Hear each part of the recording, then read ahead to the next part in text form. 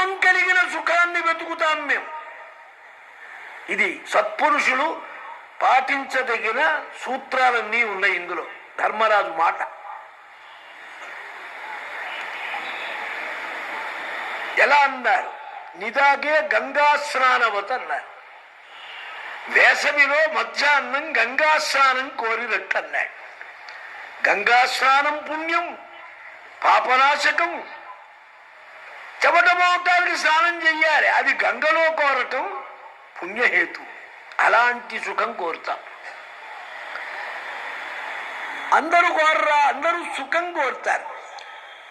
సుఖం ప్రేప్సు విజిఘాంసుశ్చ దుఃఖం య ఇంద్రియాణం ప్రీతి రసానుగామి. సుఖం కోరుతాడు, దుఃఖం పోగొట్టుకోదలుస్తాడు. ఏమిటి